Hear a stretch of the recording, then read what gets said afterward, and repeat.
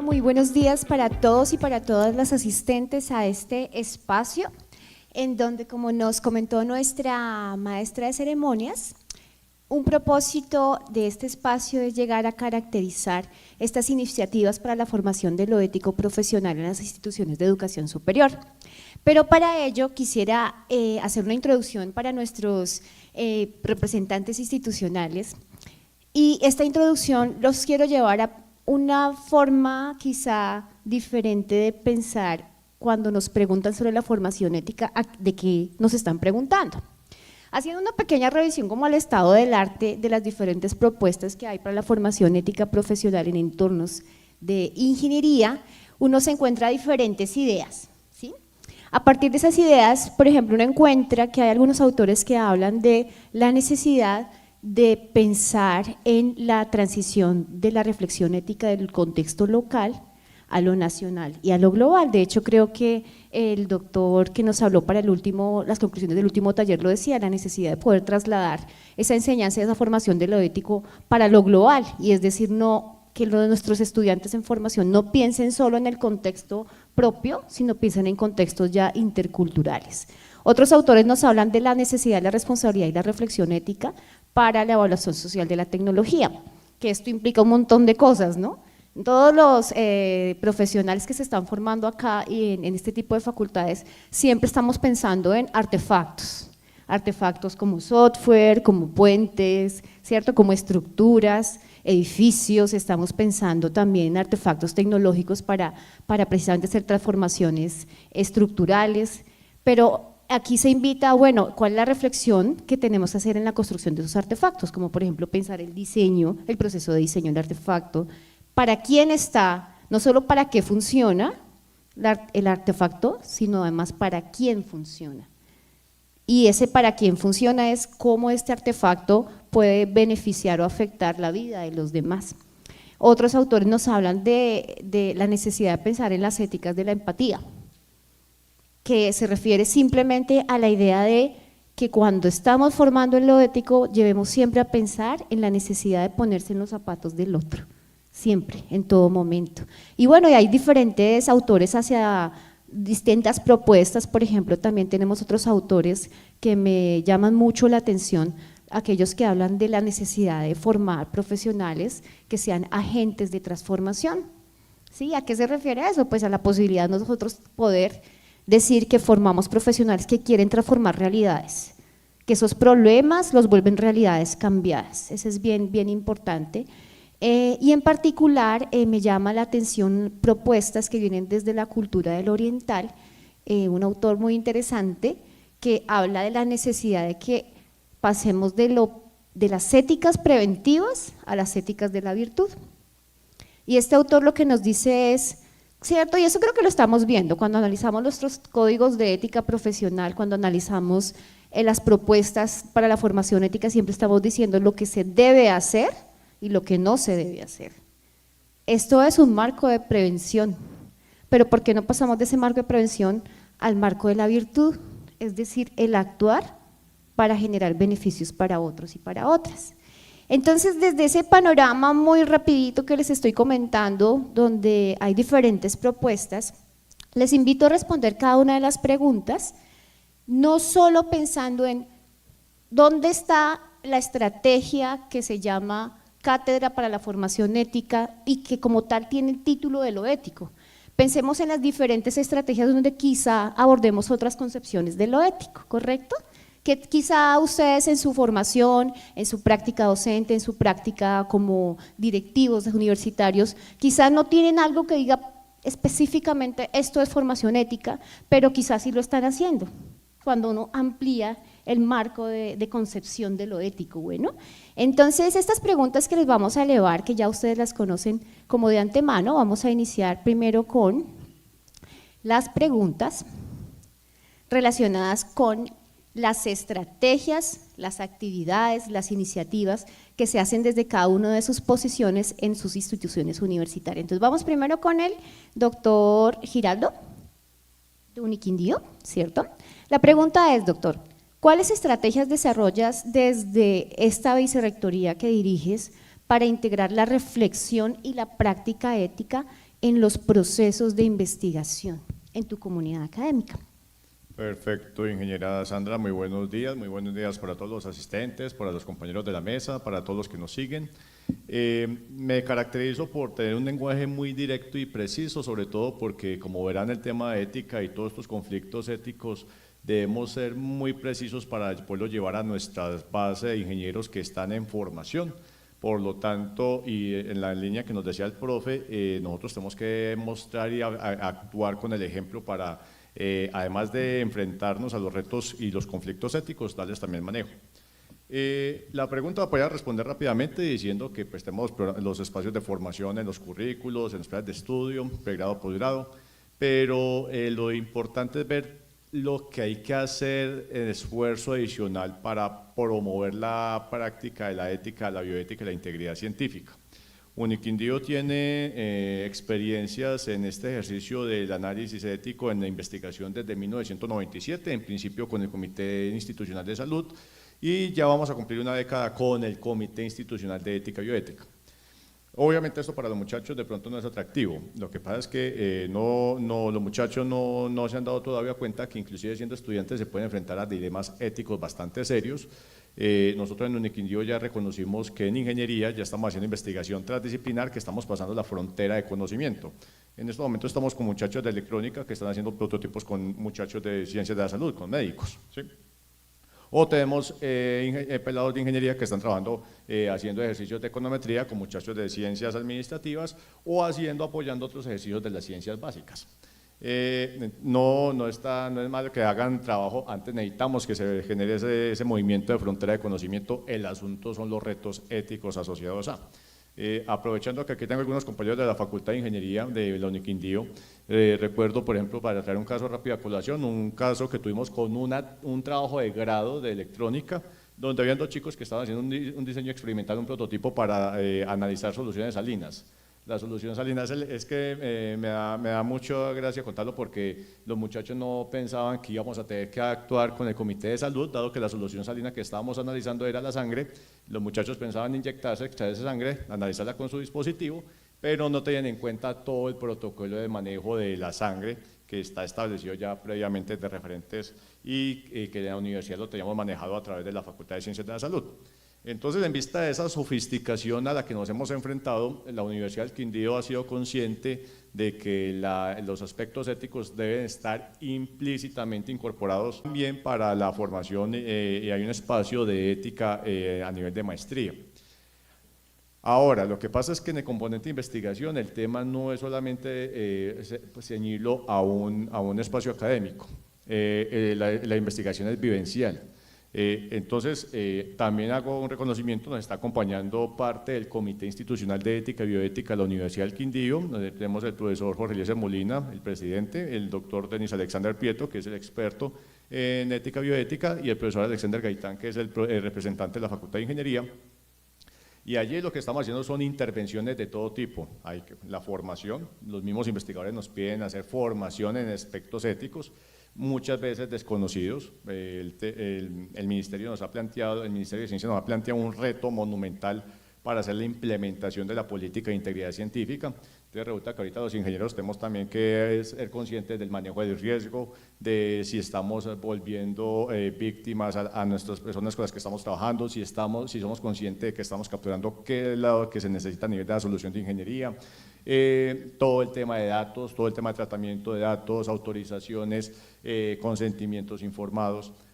No sé si ustedes se dieron cuenta, por ejemplo, que hace un par de semanas estábamos con una polémica a nivel nacional con los proyectos de ley sobre experimentación con animales, ¿sí?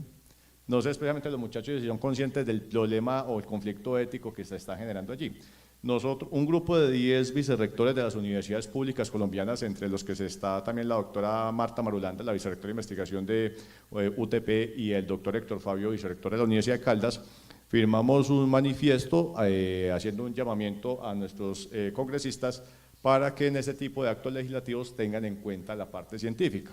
Ahora, ¿cuál es el problema ético? El problema ético es que estamos encontrándonos las posiciones técnicas con las posiciones animalistas. Entonces, si de entrada los proyectos de ley que están depositando son proyectos pensados desde la posición animalista, aquella que yo no puedo tocar ni un zancudo. No puedo tocar un zancudo, no, porque es un ser sintiente, eso está en la norma, también se nos viene, y la política de integridad científica ya nos está obligando a pensar sobre el tratamiento de los seres sintientes, reconocemos todo, entonces, si estoy trabajando en zootecnia, la vaquita es un ser sintiente, tengo que hacer un trabajo apropiado, no que la vaquita resulte mágicamente rodada por un potrero y después entonces ahí la voy a utilizar para hacer mi trabajo.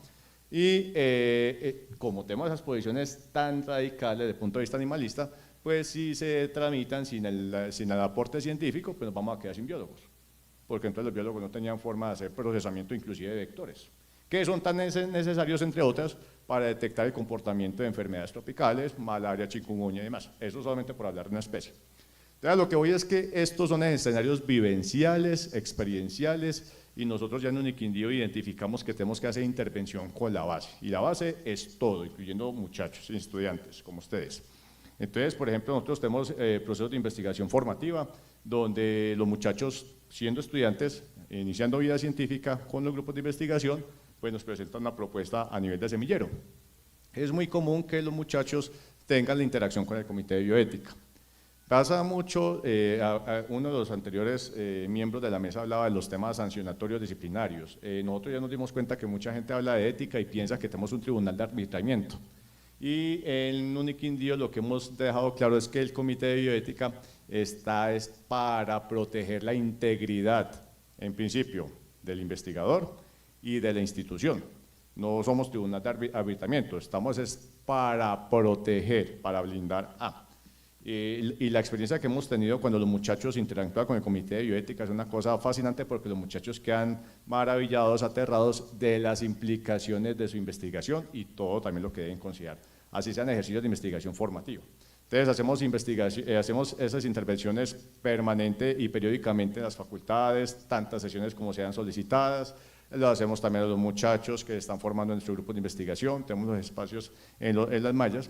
Y este es un ejercicio que es continuo, lo tenemos que garantizar que sea continuo, porque cada vez se están sofisticando los retos. A modo de tomarme un atrevimiento, el 11 de septiembre, próximo 11 de septiembre, vamos a tener en la Universidad del Quindío el encuentro de los nodos regional eje cafetero de ética, bioética e integridad científica, en el marco del Preparatorio Nacional de los Diálogos de Ética de octubre, convocado por MinCiencias. Vamos a tener el preparatorio eje cafetero el 11 de septiembre, todos cordialmente invitados por si quieren seguir reflexionando al respecto.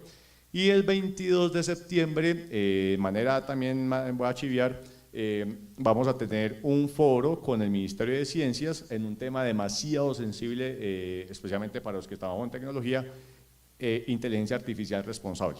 Va a estar la ministra de Ciencias, Yesenia, va a estar con nosotros el 22 de septiembre en Armenia, y vamos a tener un foro toda la mañana para evaluar la implicación en el uso de la IA. Ese es un tema que nos podríamos quedar toda una semana debatiendo, inclusive por todas las implicaciones que estamos viendo ahora, inclusive de construcción de elementos electrónicos o tecnología con IA, también entrenada para tener alguna afectación en conflictos bélicos o para tener algún comportamiento que normalmente podría comprometer la integridad de… vamos a tener un encuentro desde el 22 de septiembre, toda la mañana, donde vamos a dialogar sobre IA responsable desde los diferentes sectores, no solamente científicos, sino también desde la aplicabilidad empresarial y social. Entonces, les cuento todo eso porque es que esto hace parte de la estrategia de la Universidad del Quindío y en el sistema de investigaciones para consolidar la política de integridad científica.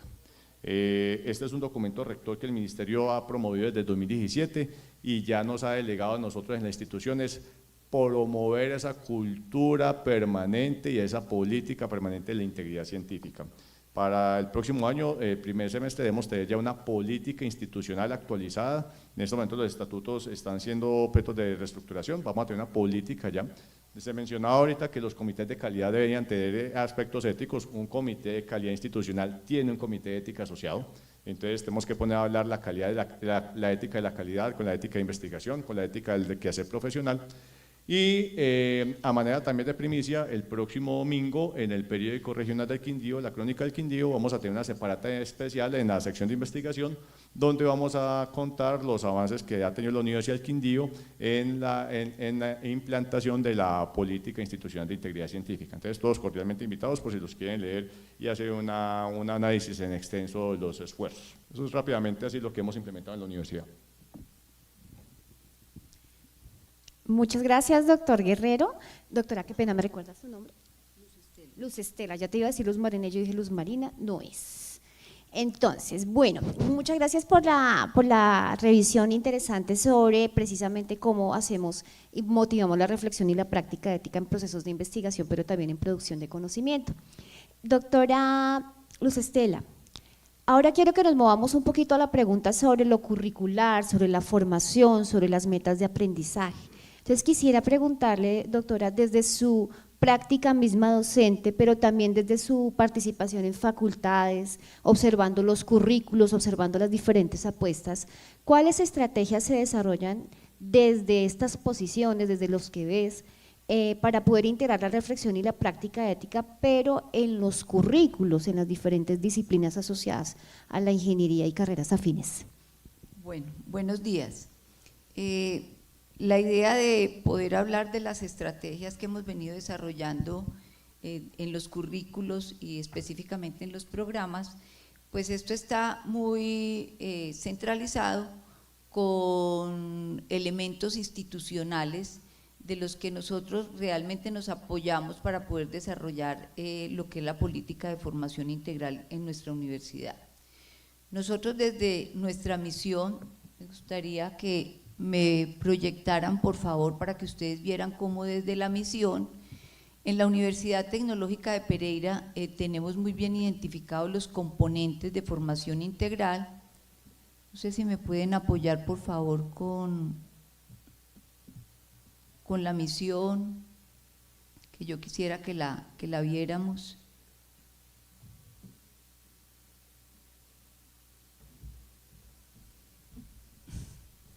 Bueno, entonces como les decía, nosotros institucionalmente desde la misión tenemos elementos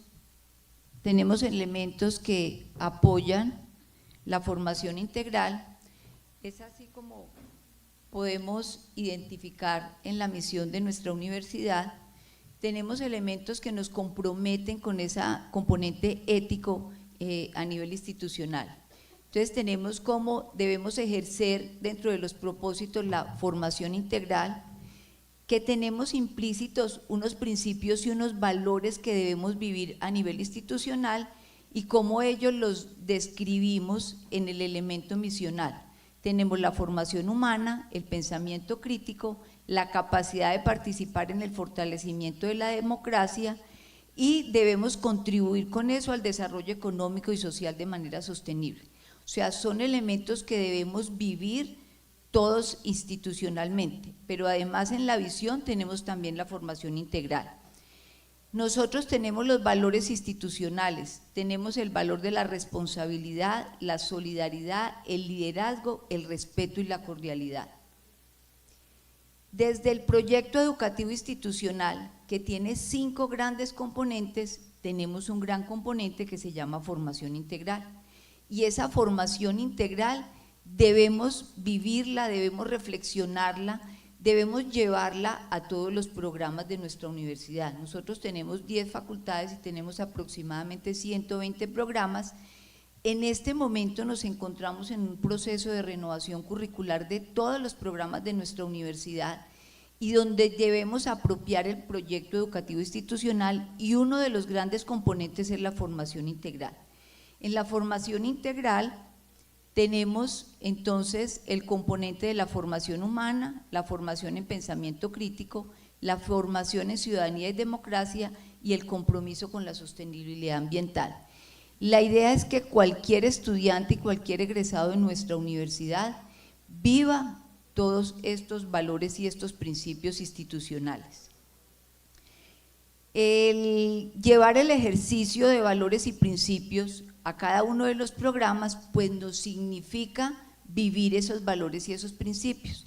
Entonces para poder vivir esos valores y esos principios lo que hicimos fue a través de expertos de nuestra universidad y expertos de fuera de la universidad diseñamos un documento en el que pudiéramos no definir sino decir cuáles eran los comportamientos asociados a esos principios y a esos valores que debíamos vivir en la universidad.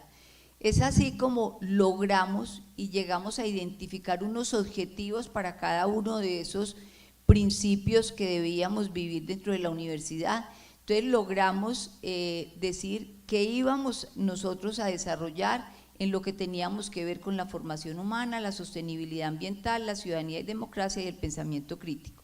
Entonces definimos unos objetivos institucionales que deben ser llevados a todas las instancias de la universidad, pero no nos quedamos solamente en objetivos, sino que logramos llevarlos a resultados de aprendizaje. ¿Cuáles eran los aprendizajes que debían apropiar toda la comunidad universitaria? Aprendizajes que debía apropiar no solamente el estudiante, sino el administrativo, el docente, o sea, toda la comunidad universitaria debía apropiar esos valores.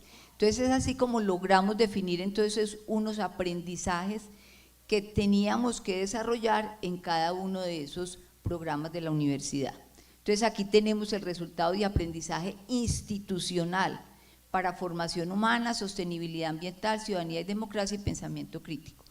Como les decía, estos son unos apoyos institucionales donde en la renovación curricular cada uno de los programas y facultades hace su propia reflexión y mira cómo va a desarrollar ese valor y ese principio a la luz de esos elementos que tenemos institucionales. O sea, cada facultad con sus disciplinas, con sus desarrollos, ellos entonces bajan esos valores y esos principios y dicen cómo es que los van a vivir en cada una de las facultades, unos de una mayor o una menor manera, ¿cierto? Porque tenemos bellas artes y humanidades donde estos valores y estos principios se viven de diferente manera a, por ejemplo, los programas de ingeniería.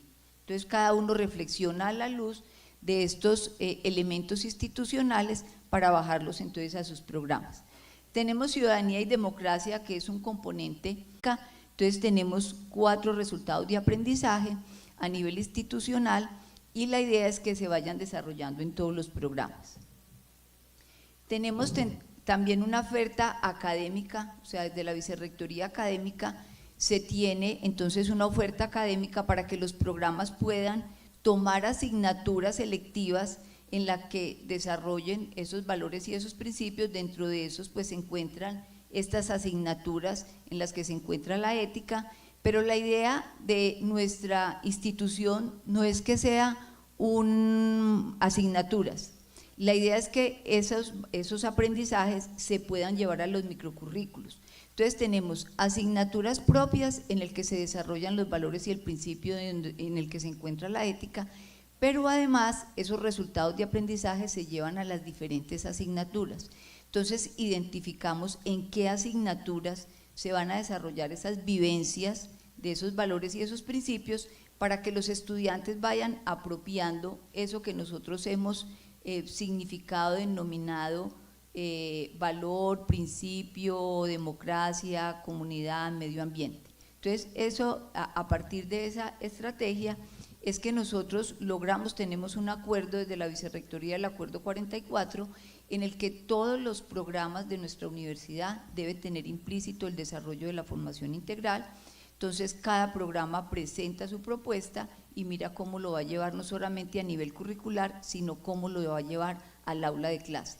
Porque para nosotros lo más importante es la vivencia de ese valor y ese principio, entonces es llevarlo al aula de clase para que todos nuestros estudiantes vivan el valor y el principio. Esas son como las estrategias que hemos venido pues desarrollando a nivel institucional.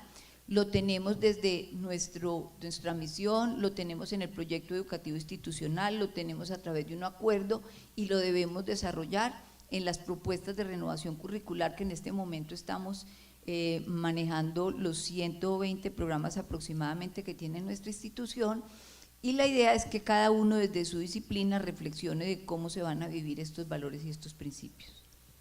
Muchas gracias. Muchas gracias, doctora Luz Estela. Creo que nos ha dado un interesante y clarísimo panorama de cómo es la apuesta a la formación integral, porque justamente esa era la invitación, digamos, no solo siempre hablar de la ética como título, sino de la formación integral que viene en esa necesaria transversalidad en la formación disciplinar. Muchas gracias.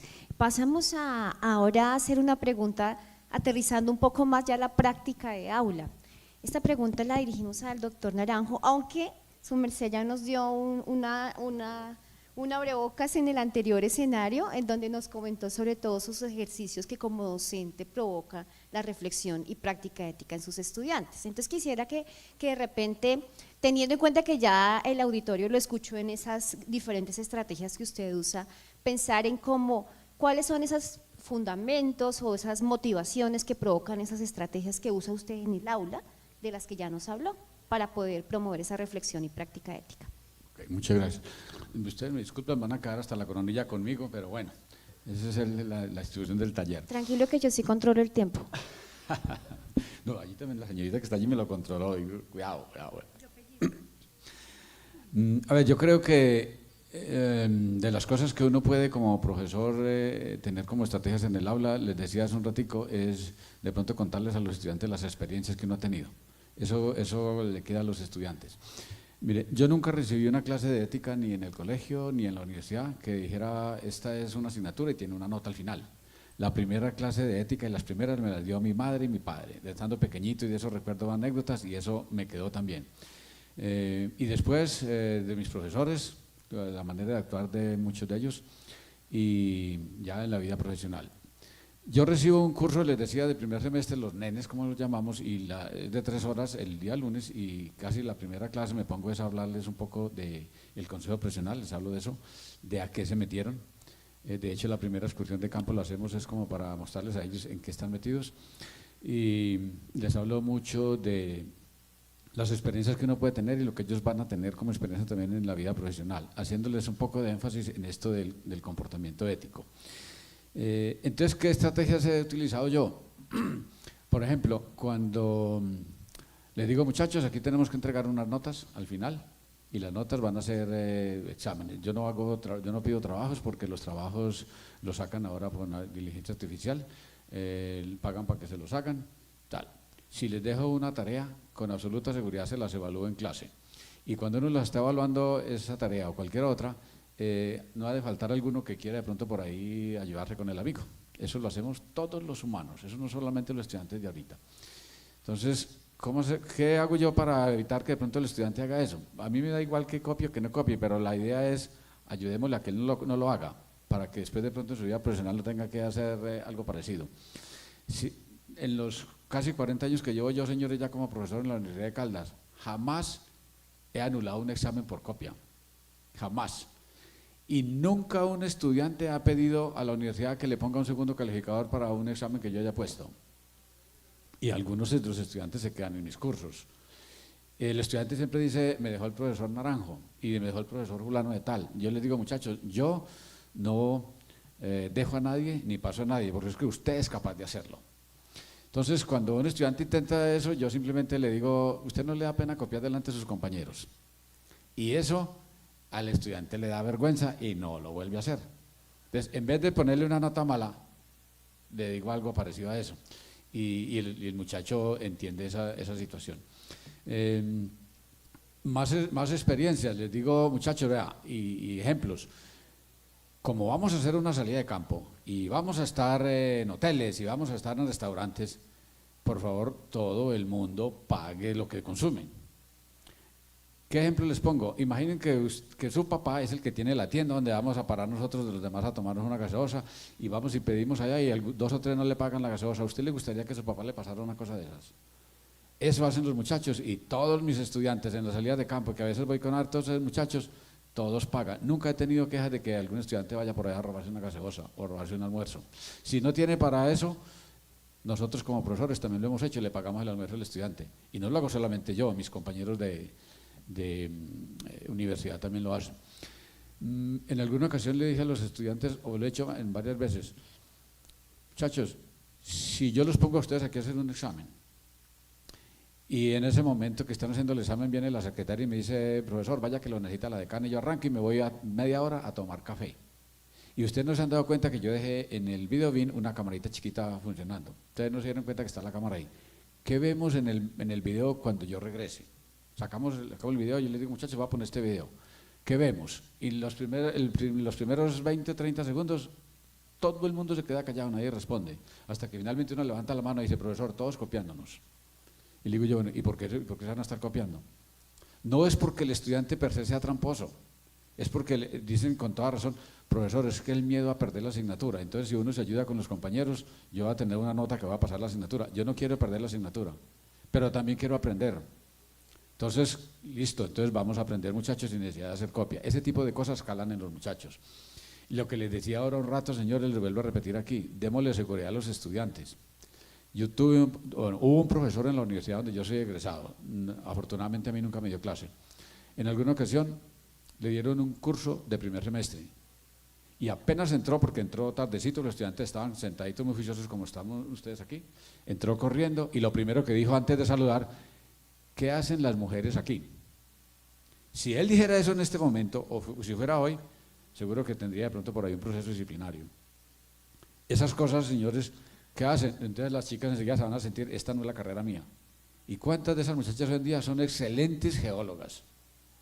Entonces, ese tipo de cosas yo no lo hago en clase, yo hago lo contrario, yo trato de inculcarle a mis estudiantes el hecho de que ellos tienen capacidades ilimitadas para estudiar, para ser buenos profesionales y que lo hagan bien. ¿Qué otro ejemplo les coloco a los estudiantes? En alguna ocasión les dije, muchachos, vea, me pasó esta situación, me pidieron que hiciera un trabajo de geomorfología, yo me formé en eso también por fuera, un trabajo de geomorfología y me entregaron unos mapas ya que no era sino yo ponerle la firma. Entonces me iban a pagar por una firma y yo nunca he firmado un mapa que yo no haga o un informe que yo no haga. Yo eso no lo hago y les digo, muchachos, no lo vayan a hacer, no vayan a firmar un mapa o un informe que ustedes no hagan. Entonces, ¿cuál fue la alternativa? Yo les dije, yo rechacé el trabajo, no lo acepté y no lo acepto. Con el tiempo después un estudiante me dijo, un egresado en un congreso me dijo, profesor, ¿recuerda que lo que usted nos contó tal día del mapa que usted no firmó? A mí me pasó lo mismo.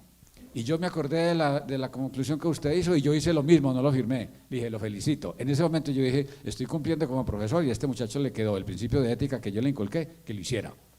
Esas cosas, señores, es lo que yo he hecho como estrategias en la universidad, es contarles las experiencias que yo he tenido en situaciones en donde me he visto abocado en un dilema ético a tomar una decisión. En alguna ocasión me ocurrió también un trabajo para un deslizamiento de tierra que dañó un beneficiario de café.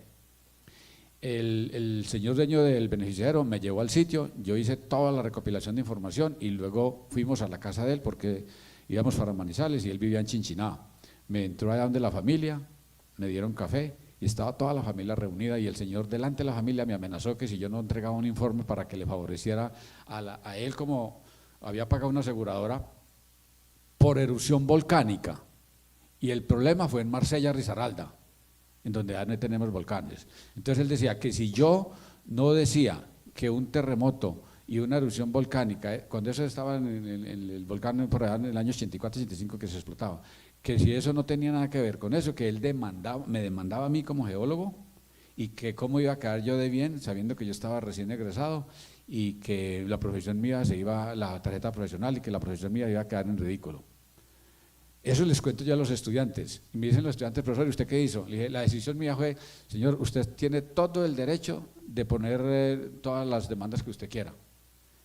Yo voy a dar un concepto desde el punto de vista técnico de lo que ha ocurrido allá. ¿Qué puede hacer usted después? Solicitar que otro profesional de la geología vaya y dé un concepto y que ya la autoridad judicial decida qué hacer.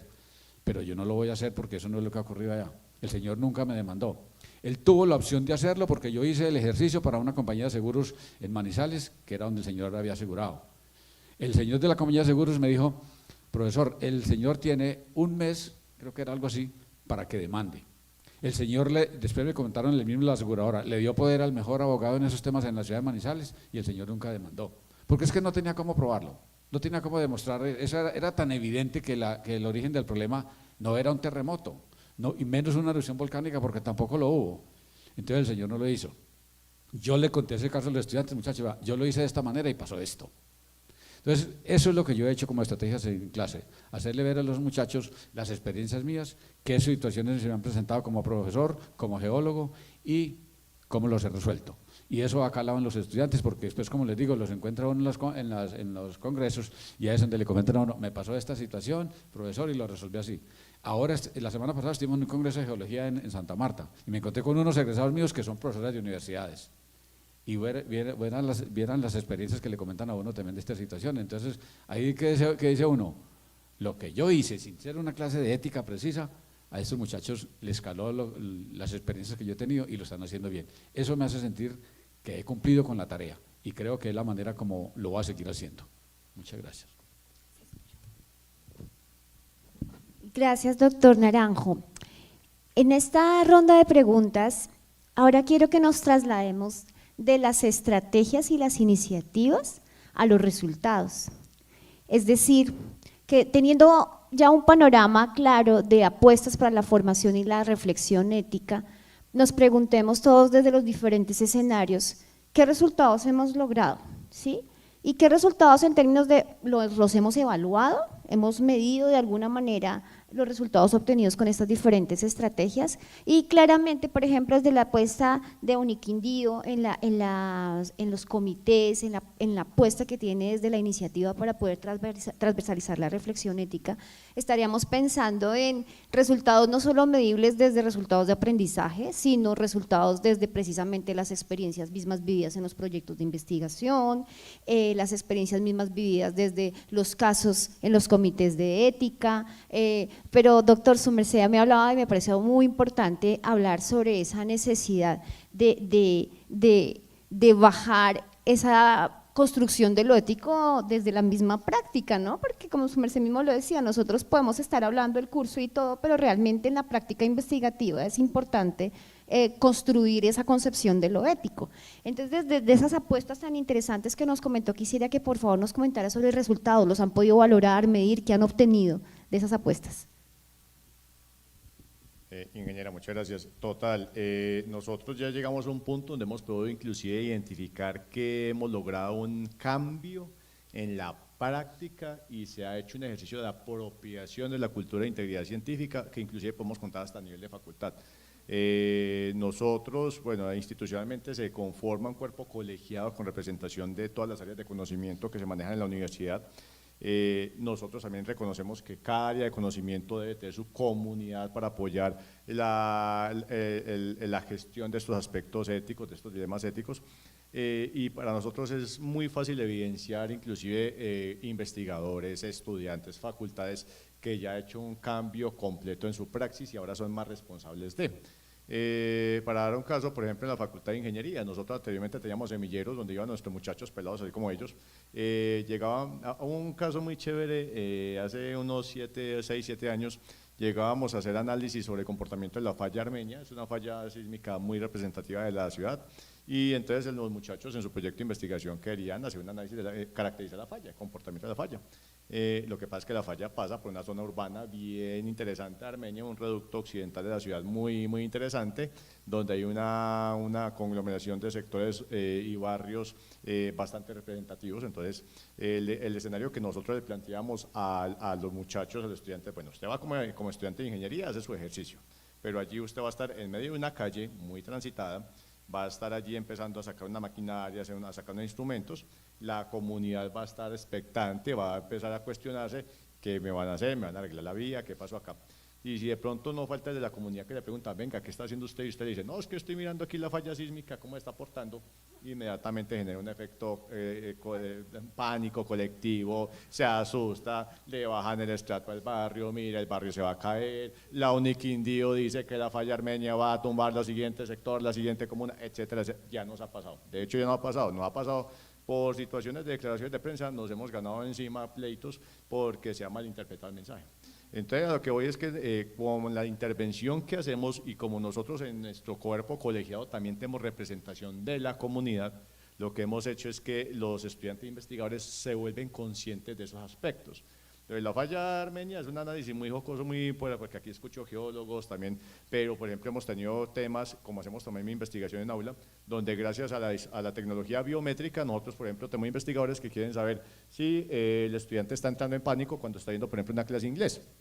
Entonces le quiere colocar eye tracker, una pulsera galvánica y lo quiere poner o sea, coge el muchacho no sabemos si el muchacho está actuando voluntariamente, principio ético por ejemplo, le llenamos un tipo de tecnología toda la que quiera invasiva y lo podemos hacer en una clase de inglés, entonces no sabemos si el muchacho está asustado por la clase de inglés o porque lo estamos midiendo, por ejemplo, y pensamos hacer una conclusión, no tenemos en cuenta todos los factores que pueden poner o amenazar la validez de ese experimento.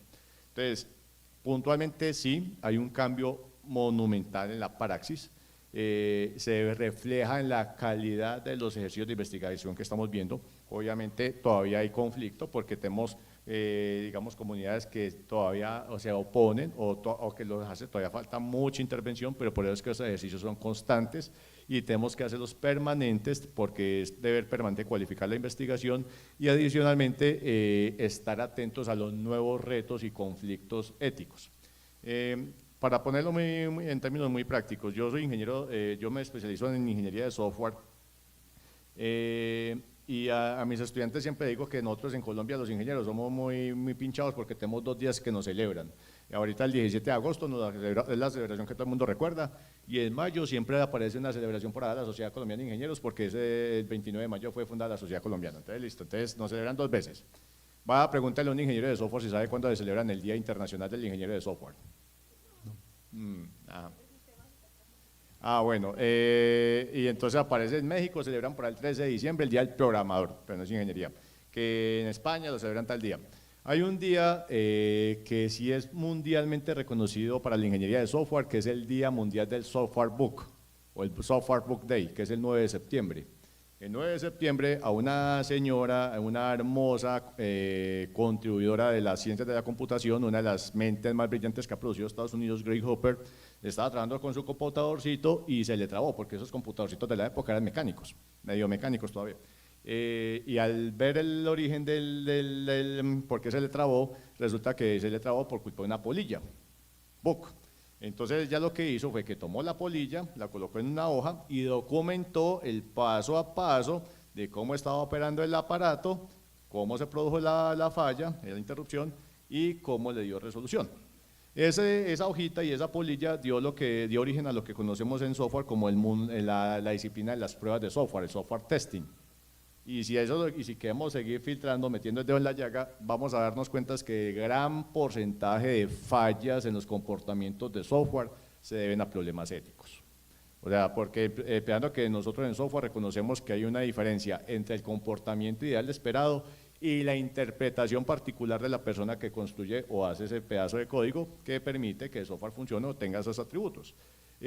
Hablamos, por ejemplo, de experiencia de usuario, y la experiencia de usuario es que el ingeniero tiene que ponerse en el zapato del otro para que comprenda por qué lo quiere así, cómo comprende, qué necesidades tiene específicamente para generar ese producto interactivo. Pero, por ejemplo, fallamos éticamente si nosotros hacemos lo que queremos como lo pensamos nosotros y no como lo piensan los otros. Está tan delicado el tema que a nivel de software, particularmente, ya hablamos de la ética como un atributo de calidad, eticabilidad.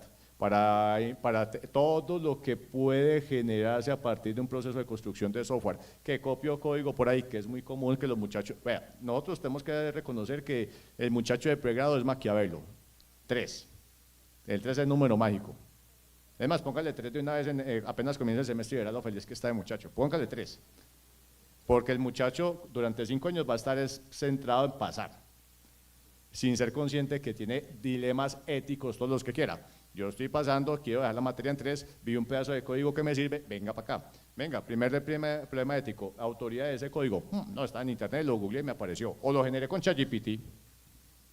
Segundo problema ético, lo generé, listo, ese código sí servirá. Si está suficientemente validado o habrá una probabilidad que de pronto te falle. No sé, lo generé, lo puede generar. Y así empezamos y después empezamos a revisar el problema del bonche, el manejo de datos, el problema de reconocer ya las terceras fuentes, etc. Entonces, mejor dicho, estamos en un mundo de conflictos éticos y lo más importante para nosotros, para medir el progreso, es que podamos hacer evidente el cambio en las costumbres, el cambio en la práctica. En el Quindío hacemos eso permanentemente y hemos logrado resultados muy satisfactorios, donde ya pasamos de posiciones muy reacias a considerar aspectos éticos, ya inclusive creando comunidad para abordar ética en áreas específicas. Gracias, doctor. Vamos con la doctora Luz Estela Restrepo, también en el mismo sentido. Si han logrado evaluar los resultados de esa práctica, perdón, de esa apuesta para la formación ética curricular desde UTP. Sí, nosotros pues consideramos que hemos tenido muchos avances con todos los desarrollos que hemos venido manejando a nivel curricular y de programa. Hemos por lo menos generado una cultura en la que consideramos que docentes y estudiantes tienen muy apropiado todos los componentes que se deben vivir en lo que tiene que ver con formación integral y especialmente con la ética. Tenemos un gran apoyo en las vicerrectorías, por ejemplo, la Vicerrectoría de Responsabilidad Social y Bienestar Universitario. Es una vicerrectoría que nos apoya cuando tenemos problemas que hemos considerado que estamos faltando a la ética, no solamente en lo disciplinar, sino en el componente humano. Entonces tenemos un grupo que nos apoya de manera importante para poder entonces solucionar dicha problemática y apoyar estos procesos. Tenemos desde la Vicerrectoría de Responsabilidad Social una psicóloga en cada una de las facultades que apoya todos estos procesos. Pero ¿cómo hemos podido evidenciar que hemos podido ir creciendo en estos comportamientos asociados? Todos los docentes tenemos en nuestra evaluación docente un componente que tiene que ver con el componente ético, específicamente con la formación integral. Entonces ahí los estudiantes evalúan si estamos en el aula desarrollando actividades que nos potencien ese componente. Pero además otro gran medidor de impacto es la práctica empresarial.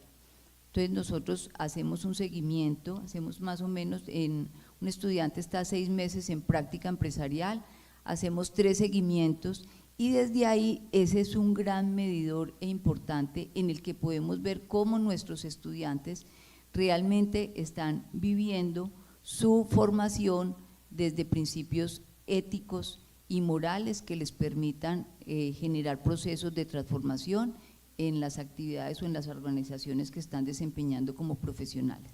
Entonces creo que ese es un gran componente en el que podemos ir evaluando y mirando cómo toda esta estrategia desde lo misional ha irradiado el currículo y cómo nuestros estudiantes están viviendo principios éticos importantes en sus procesos formativos.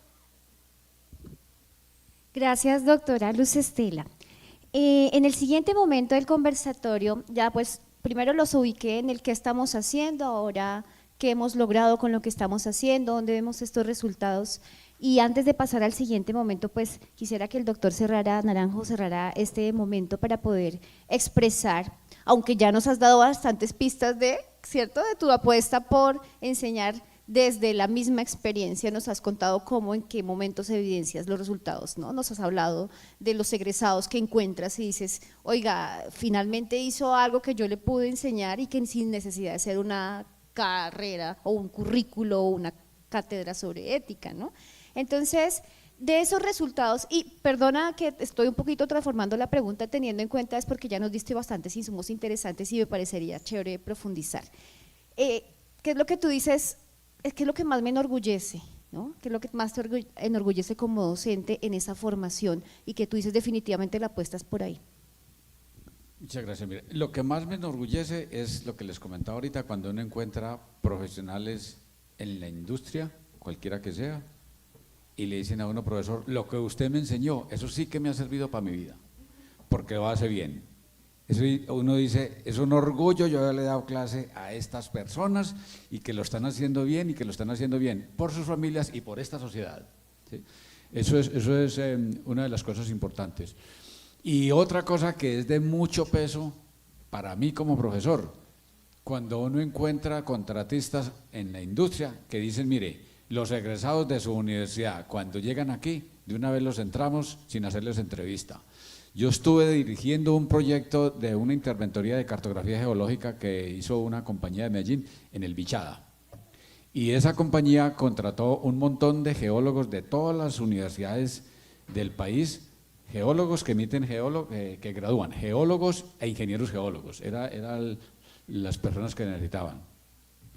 En alguna ocasión hablando en Comarío, en el Bichada, con uno de los contratistas, porque eran varios ahí los que estaban, me dijo, mire José Luis, cuando recibimos las hojas de vida de los estudiantes, los que vienen de la Universidad de Caldas de una vez entran, son los primeros que entran. ¿Por qué? Porque nosotros sabemos el trabajo de campo y la formación que ustedes le dan a esos muchachos. Eso casi me pone a llorar. Cuando yo sentí esa emoción tan grande de saber que yo había hecho parte de la formación de unos muchachos que los estaban recogiendo porque son muy buenos profesionales. Esas cosas son muy placenteras para uno como profesor. Y la otra cosa, ya para terminar, volviendo a los nenes, también me hace sentir muy feliz cuando una vez un estudiante diciéndome, profesor, ¿qué hace uno cuando no estoy de acuerdo con la nota que le entrega a uno el docente? Le dije, usted tiene, la primera opción es hablar con el docente. Si no llegan a algún acuerdo, usted tiene una doble instancia, que es la universidad, en donde le nombra un segundo calificador. Y el proceso es que usted va y le dice al señor director, yo necesito un segundo calificador para este examen, y el segundo calificador, el director, le pide a uno como profesor el examen. Le dije, profesor, ¿y si usted cómo nos entrega los exámenes? Porque yo hago eso, para que ellos se los lleven, porque son de ellos. Me dije, profesor, y si yo me he llevado el examen para la casa, yo puedo venir al otro día con el examen cambiado. Le dije, pero es que usted no lo va a cambiar. Me dijo, ¿por qué no lo va a cambiar? Le dije, porque es que usted es una persona seria, responsable, usted no es tramposo. Bueno, se quedó la cosa así. Después, como a los 15 o 20 días, volvió el muchacho y me dijo, profesor, con eso que usted nos dijo, ninguno de nosotros le copiamos en los exámenes, porque da vergüenza copiarle a una persona que le dice a uno eso. Ahí consideré que hice mi trabajo también, esas cosas. Muchas gracias. Muchas gracias. Bueno, entonces gracias por este cierre de este segundo momento, y ahora ya para cerrar la ronda de preguntas y empezar un poquito a sacar síntesis. Cada uno acá nos ha contado desde sus propias experiencias y perspectivas y también posiciones en la academia, lo que ha hecho, ¿cierto? Y qué resultados ha logrado en la formación ética, tanto la institución como la propia práctica. Ahora la pregunta es, ¿qué nos faltaría para poder, desde escucharnos, escuchar al otro, qué nos faltaría entonces en cada una de nuestras instituciones para apostar a mejorar y a lograr los resultados que queremos en la formación ética profesional? Empecemos ahorita por la doctora Luz Estela. Gracias. Bueno, este es un ejercicio que no termina. Es un ejercicio que desde nuestra institución lo tenemos concebido, muy bien concebido y llevado a la práctica educativa, pero definitivamente nos falta mucha actividad en la práctica educativa, o sea, que esto irradie a todos los estudiantes de nuestra institución y que logremos generar una cultura de la ética y del buen desempeño de nuestros profesionales en su actividad. Entonces, pienso que ese es un ejercicio que no termina y que tenemos que seguir cultivando todos los días para que la ética se apropie en todos nuestros estudiantes y en todos nuestros profesionales para que impacten de manera positiva a la sociedad. Creo que esto es un ejercicio que no termina. Gracias, doctora. Doctor Guerrero. Bueno, Giraldo. Veamos. Yo no quisiera centrar el discurso en que esto es un tema solamente institucional o acuerdos, pues porque los acuerdos se montan y se dan trámite y listo, y ya se puede ver con una medida sancionatoria. De hecho, como decía ahorita, la misma política de integridad científica nos está obligando a las instituciones a reglamentarla. Y si empezamos a hablar de reglamentación política, aparece el tema, la gente lo podrá ver como sancionatorio, nos podrá ver como tribunales de inquisición. Máxime cuando la política nos está diciendo en investigación que si hay un proyecto de investigación en ejecución que está como flojo, podríamos tener la potestad de retirar el aval para ya llamar a requerir los investigadores. Pero el tema no es como utilizar esta estrategia de susto, de miedo para impulsar la ética. Yo por otro lado tengo una percepción de que el mismo sistema está reflejándole a la gente que sí o sí hay que pararle bolas a la ética y se tiene que apropiar. Para la muestra un botón, acabamos de tener hace una semana un encuentro muy importante del sistema de investigaciones colombiano, allí en Cali, en la Universidad del Valle Javeriana, y bueno, utilizan un lenguaje que le gustan mucho a los pelados, que ellos son influencers y youtubers. ¿Cuántos de ustedes siguen el canal de MinCiencias a todas estas? ¿Cierto que no? Canal oficial de MinCiencias, porque es como Ministerio de Ciencias medio ñoños, colocando ahí videos de insectos, de apropiación, que comunidades, bueno, listo. Si de pronto dentro de esas redes sociales que sirven para algo ustedes quieren seguir al canal de MinCiencia en YouTube, pueden hacer un barrido rápido de cuántas reproducciones tienen los diferentes videos de MinCiencias. Un indicador muy interesante es que el video más visto en MinCiencias en el canal oficial es el video de una capacitación en ética y bioética que tiene 2.500 visualizaciones. Eso ni siquiera el ministerio lo estaba esperando. Fue una formación que se hizo por parte de MinCiencias para unos evaluadores de una convocatoria. Entonces MinCiencia llamó y dijo, venga muchachos, necesitamos que por favor en esta evaluación ustedes recuerden que tenemos que ser bastante éticos y hay unos principios que tienen que demostrar durante la evaluación porque su concepto va a ser esencial para seleccionar estos proyectos. MinCiencia está desbordado porque a las convocatorias que han lanzado este año están llegando un volumen de proyectos supremamente más alto del proyectado por el mismo ministerio. Se están quedando cortos para hablar tanto proyecto.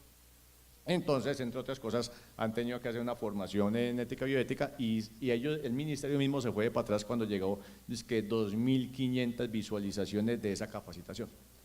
Ahora, si tú vas a hablar con cualquiera que esté en el mundo de investigación, tenemos una crisis y es una crisis permanente. Ahora hablamos, por ejemplo, de las revistas depredadoras, ¿da? Revistas que con $2.000 vos ya tienes una publicación en 2 o 3 días, ya, independiente, hasta si quedó mal escrita te la publican, o si la escribes en chino, no importa, te la publican. Y entonces ahorita estamos viendo, porque sí, muy bacano que me publiquen, pero esto tiene consecuencias después para la credibilidad misma de mi actuación como investigador o mi institución.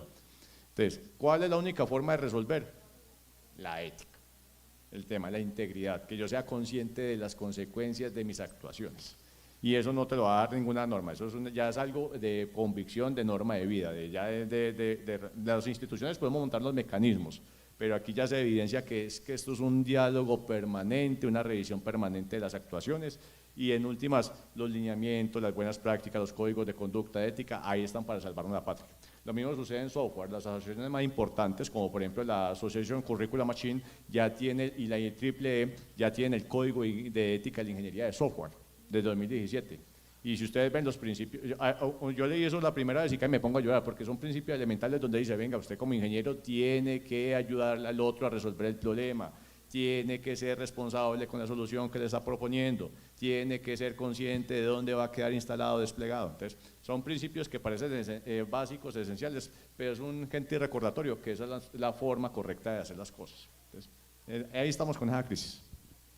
Gracias, doctor Giraldo. 2 minuticos, doc. ¿Qué cree que falta desde el escenario de práctica de aula, no?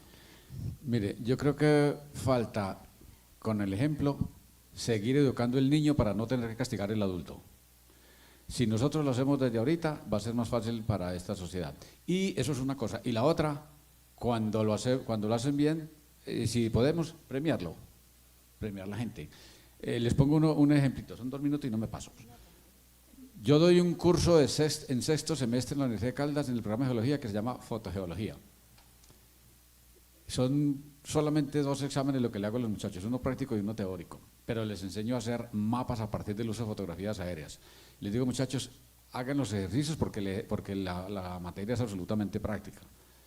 Hagan los mapas, yo no les voy a poner nota por los mapas. Es trabajo que ellos hacen en el laboratorio. Yo se lo reviso, si usted quiere yo se lo reviso, pero yo no le voy a poner nota.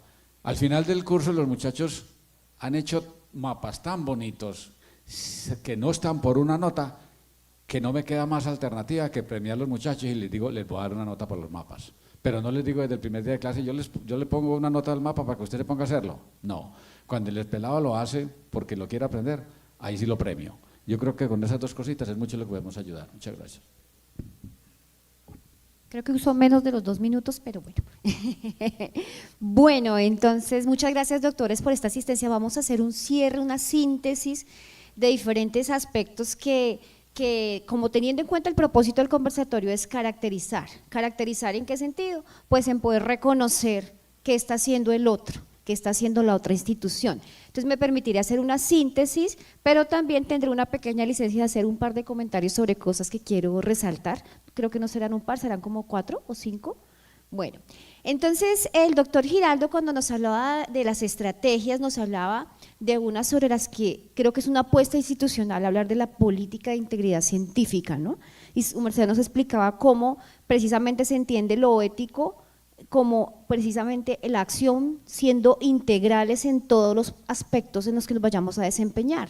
No solo, decía su merced, formar en aspectos puntuales y valores puntuales, sino también es la integridad que tenemos en el ejercicio de la profesión y también de las prácticas investigativas, para lo cual el Comité Institucional de Ética y Bioética me pareció muy interesante lo que nos comenta, que no es como el ente por allá vigilante, sancionador, castigador, sino es un comité reunido y conformado para salvaguardar la integridad de los procesos investigativos. Y en esa salvaguarda yo creo que es una experiencia que siempre, si no la tenemos en todas las universidades, debemos aplicar, porque desde mi experiencia, por ejemplo, como investigadora en ingeniería, pasa que uno ve el comité de ética siempre, antes, desde la primera vez yo dije, uy, el comité de ética, qué miedo que me van a decir, que me van a pedir, que no sé qué. Y esa misma cultura, de hecho en el ámbito de ingeniería, como que, uy, el comité de ética, ¿sí? ¿Pero por qué? Porque tenemos esa impresión de que el comité de ética es el ente sancionador, regulador, los que dictan, pero no lo vemos desde la perspectiva del que apoya más bien y nos ayuda a guardar esa integridad en todos los momentos.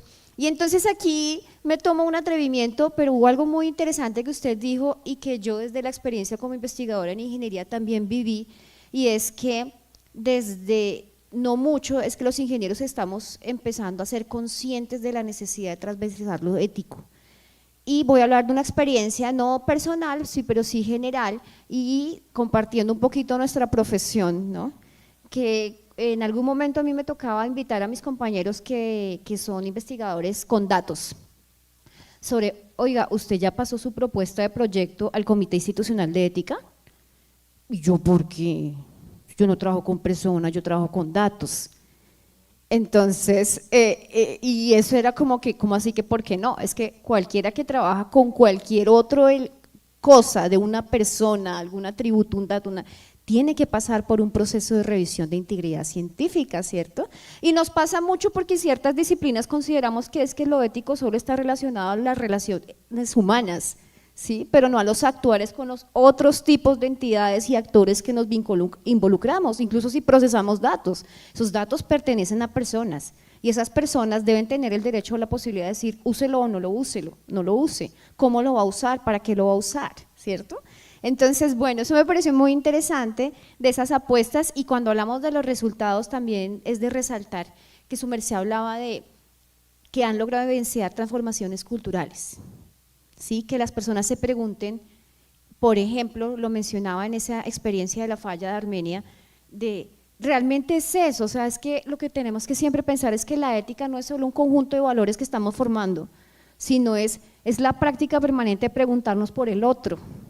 Y luego lo mencionaba en la comunidad, o sea, vamos a hacer una práctica, pero tenemos que pensar qué le decimos a la comunidad, cómo intercambiamos información con la comunidad, cómo intercambiamos información con los medios sociales, qué consecuencias pueden tener las cosas que digamos, ¿cierto? Pero además, qué afectaciones puede tener nuestro trabajo de ingeniería de software, de ingeniería civil, de geología, de cualquier trabajo que hagamos. Entonces, eso me parece que es un logro importante que tenemos que tomar como referente, ¿no?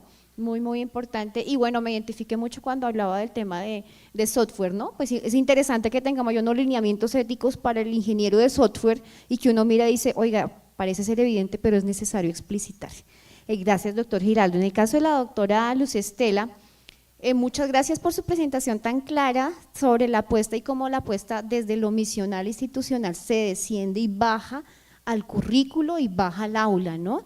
Y me pareció que ya entendiendo lo que están haciendo, dicen, bueno, chévere tener nuestras cátedras de ética, nuestros cursos especiales, pero hay que transversalizarlo.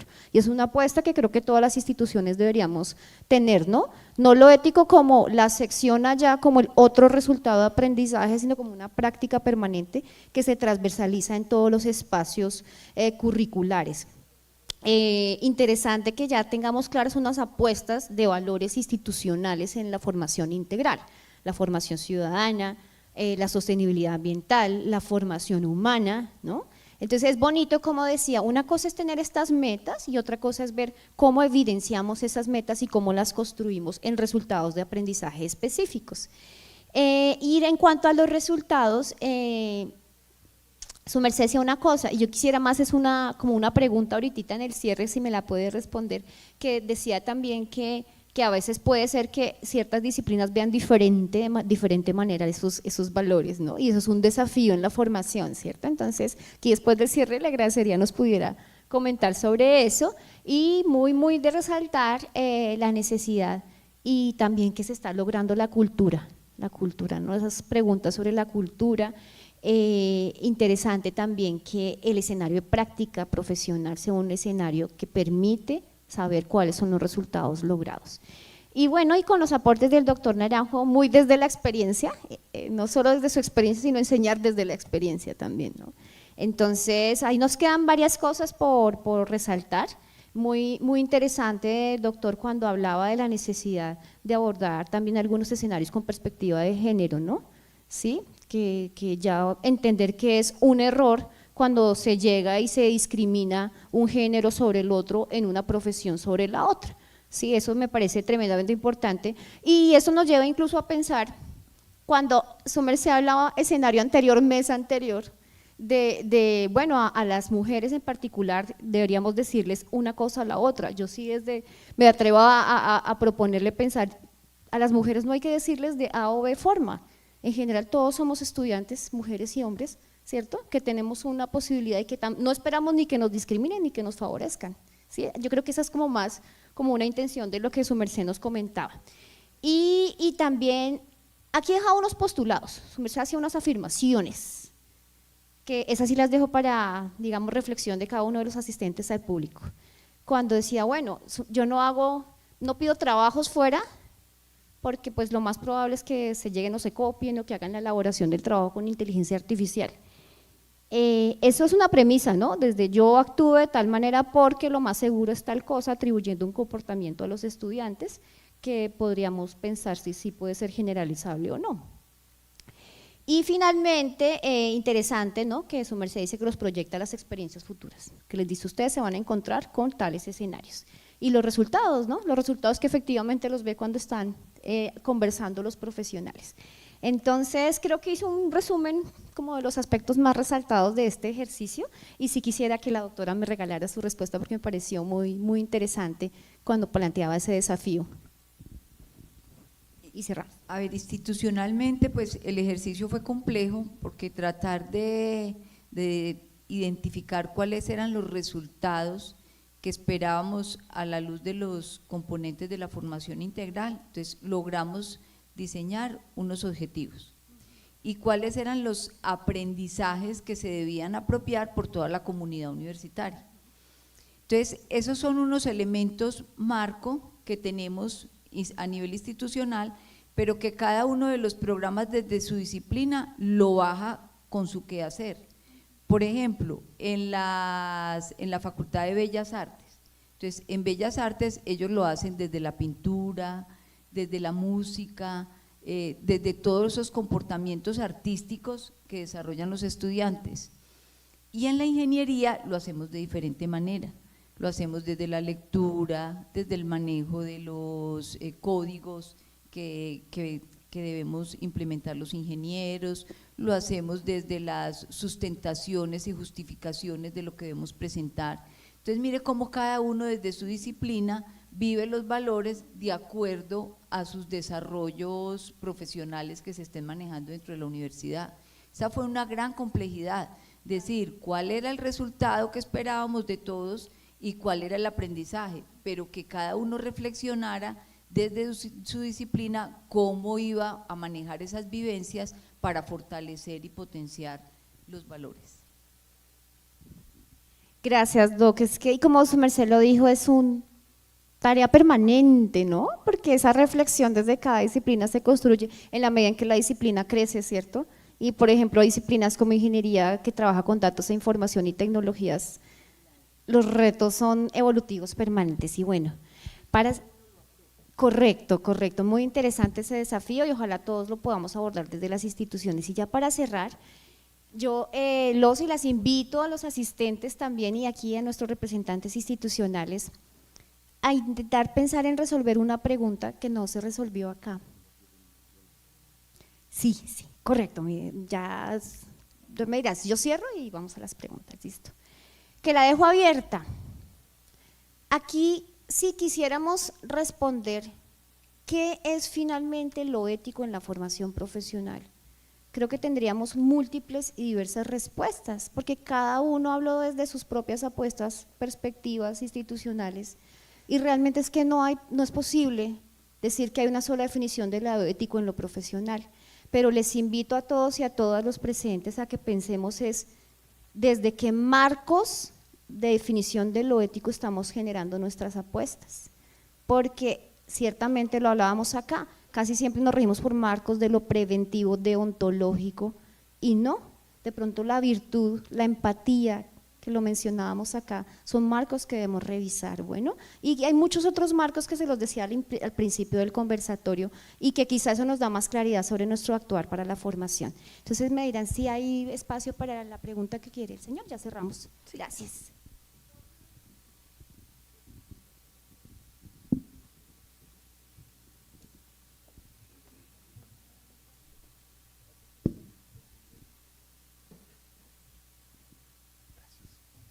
La pregunta va para el doctor Giraldo. Me ha llamado poderosamente la atención lo que ustedes están haciendo, sobre todo lo que ha dicho, que en la medida que hacen investigación van saliendo cosas que tienen que ver con la ética.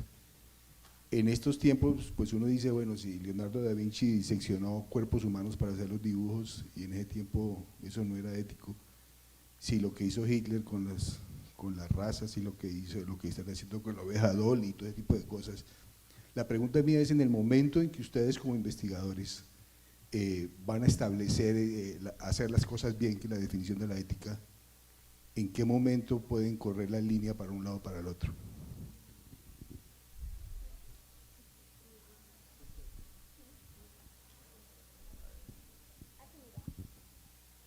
Lo que pasa es que eso es parte del conflicto y el conflicto es tan dinámico y tan polivalente como vos querás. Por ejemplo, en la carta que firmamos los vicerrectores y que hicimos pública la semana pasada, nosotros desde lo científico expresamos que precisamente la actuación de los profesionales está alineada a principios éticos rectores de la profesión. Entonces, que no, cuando queramos hacer una investigación con el zancudo no es que lo estamos torturando, sino que necesitamos, vamos con unos procedimientos muy puntuales, también garantizamos que el sufrimiento sea mínimo y todo lo que pues lo propio de esta investigación, pero que ya de ahí se pase y ya que se vea eso es tan subjetivo y tan variante como se quiera, y lo importante es que estemos permanentemente abiertos a esa reflexión y que es una reflexión que no la tenemos que hacer de forma aislada desde una u otra disciplina, esto es permanente. En Uniquindío lo hemos aprendido gracias a que las disciplinas las hemos integrado y todas han aportado constructivamente para a garantizar la integridad pero esto es un conflicto permanente y dinámico tanto como se quiera, porque nos obliga a reflexionar a niveles deontológicos, a nivel inclusive de la misma moral, y hasta hacer una revisión permanente de los marcos o de las propuestas de código que se vienen liderando desde las diferentes disciplinas. Es lo mismo, por ejemplo, que pasaría, ahorita que hablaba, por ejemplo, la Inge, respecto al tema de los datos. Uno no cree todo el daño que puede causar con el manejo de datos, con el manejo o con los análisis de los datos, especialmente aquellos que puedan ser bastante sensibles. El muchacho como un pregrado pues, piensa que eso puede ser operativo, pero que a partir de eso puede emitir un juicio, por ejemplo, y afectar la integridad de otra persona, ya de por sí ya entramos en un conflicto bastante delicado. Para no ir muy lejos, por ejemplo, alguna vez algún compañero aquí presente en el auditorio tuvo alguna experiencia muy recordada porque en un Viernes Santo a las 3 de la tarde, una hora muy delicada para los católicos, el hombre recibe una llamada, Uniquindío, ¿qué hacía llamando a Uniquindío un Viernes Santo a las 3 de la tarde? El hombre tenía un emprendimiento de un café especial, entonces lo estaban llamando de Uniquindío a las 3 de la tarde un Viernes Santo para preguntarle cuánto estaba vendiendo en su café especial. Entonces, claro, el hombre, venga, pues, Uniquindío, ¿quién es usted? ¿Por qué me está llamando? ¿Cómo consiguió mi teléfono? ¿Y usted por qué me está preguntando cuándo estoy vendiendo? ¿Qué pasó? Bueno, entonces ahí viene el Comité de Ética Rescata a mirar qué es lo que pasó y hace la intervención. Era un estudiante de Uniquindío que tenía un amigo trabajando en una cámara de comercio que te pasó una base de datos de unos proveedores, unos operadores de café especial y que hacía una investigación respecto al comportamiento de las ventas de café en pequeños negocios de la ciudad de Armenia. Pero bueno, se tuvo en cuenta el tacto con llegar a la persona, cómo iba a identificarse, aplicar el consentimiento informado, la participación voluntaria, ¿no? Esas prácticas no se conocían, no eran familiares para. Entonces hemos tenido que llegar con actuaciones. Pero esto es un tema de conflicto permanente. Entonces, la invitación para cerrar, lo que hicimos con el comunicado fue invitar a los congresistas a que en la formulación del proyecto tuvieran en cuenta la visión técnica y los avances en las prácticas éticas realizadas por investigadores dentro del proyecto de ley. Bueno, muy buenas tardes, días todavía. Mi nombre es Yerly Mozo, soy ingeniera, defensora de los animales. También estoy como vocal de la Junta Directiva de la Sociedad Colombiana de Ingenieros. Primero agradecer por este espacio. Que, si me extiendo un poco, pido disculpas, pero creo que no me atoro si no lo digo. Vengo desde Bogotá y quiero hacer un llamado, una invitación. Desde el Código Civil los animales han sido cosas. En Colombia los animales han sido cosas. Y hasta el año 89 se habló de la experimentación con animales. En el año 2016 logramos hacer que los animales fueran declarados seres sintientes. Es decir, muchos años. A hoy, 33 años después, se está hablando de que miremos cómo se puede mejorar los comités de ética. No se está diciendo que no se experimente, se está diciendo mejoremos los comités de ética, mejoremos la investigación. Otras opciones para trabajar con inteligencia artificial, para trabajar tecnología, incorporar para la experimentación con animales, que es necesario y que atiende a las realidades ahora. Pero de pronto esa ley de la cual soy coautora ciudadana y hoy tengo el orgullo de haber logrado, también obedece a una crueldad y una violencia que existe en Colombia con muchos animales. Y creo que se estigmatiza y se minimiza la causa que nosotros tenemos de defender a los animales cuando los reducimos a un zancudo o a un virus o a una bacteria, ¿sí? Entonces yo sí quiero invitar a los científicos, a mis compañeros, a mis colegas, porque considero que también sobre este tema se ha investigado, a que analicemos cómo la ética debe incorporarse la sintiencia de los animales. Quizás nos hace falta categorizar a los animales, ¿sí? Decir, no es lo mismo un chimpancé, que aquí a propósito los mataron sin compasión y ya la fiscalía lo revisa, fue ético, por ejemplo, ¿sí? Que cuando hay una madre que sufre por su animal, a un pescado que tira huevos para reproducirse, o un perro, un ratón, un conejo, es muy diferente, ¿sí? Entonces de pronto nos hace falta esto, se está avanzando. Hicimos con gente aquí de Pereira también la investigación sobre la protección de los animales en Colombia en el tema de experimentación y se llegó a la conclusión que se necesita mejorar ese tema.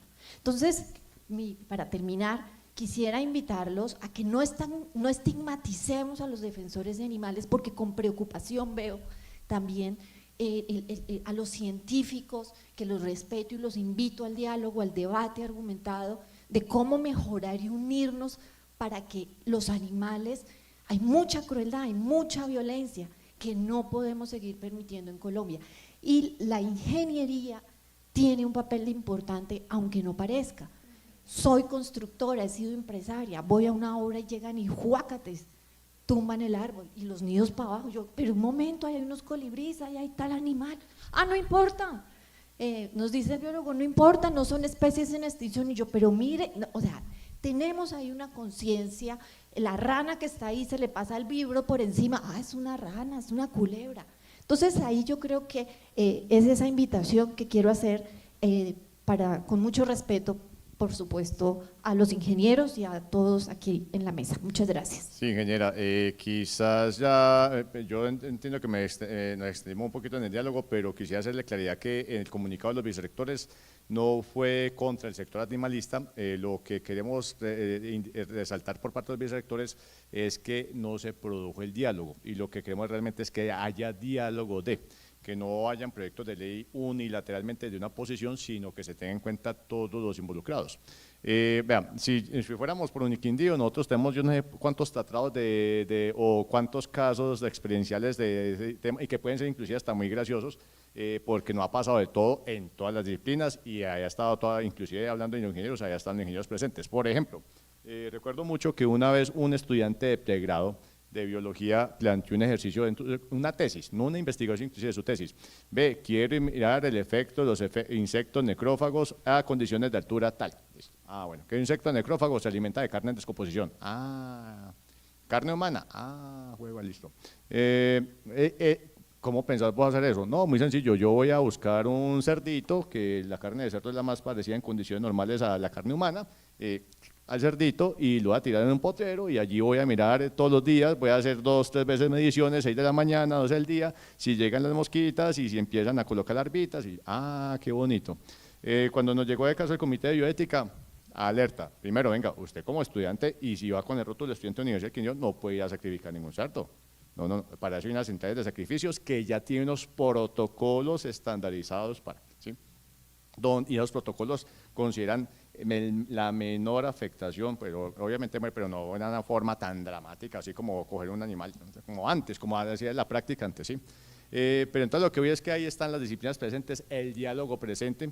Quizá en su momento el biólogo no lo conocía, pero sí lo conocía, por ejemplo, el ingeniero de alimentos o el representante de la Facultad de Ciencias Agroindustriales que estaba allí. Entonces, ahí permitió que ese diálogo fluyera el conocimiento necesario para reconocer esas prácticas. Nosotros, inclusive en los comités de cuidado animal o en los de seres sintientes, no solamente tenemos que considerar, por ejemplo, los ratones de laboratorio, los mosquitos, los zancudos que están llenos de larvitas de bichitos interesantes, tenemos que considerar también los no de experimentación, los perritos, los animales callejeros, los perritos, los gaticos que nos llegan a institución, los que viven en nuestros reductos boscosos, por ejemplo, aquí en Uniquindío, UTP comparten un reducto boscoso interesante lleno en biodiversidad, también son sintientes y también tienen afectaciones por nuestras prácticas de investigación. Entonces, la invitación de ese comunicado era precisamente que promoviera el diálogo, porque lo que queremos es mostrar que también desde la investigación ya se llevan unas fases con un componente ético bastante fuerte y que es necesario que se conozcan también para identificar que la afectación y el tema de manejo de seres sintientes ya se ha canalizado. Falta mucho por hacer, pero obviamente también que se reconozca y en ese sentido se hagan estos proyectos de ley. Gracias. Solo como por cerrar, diálogo interdisciplinario nos permite entender el mundo desde diferentes perspectivas y asimismo entender cuáles son las implicaciones de nuestra profesión.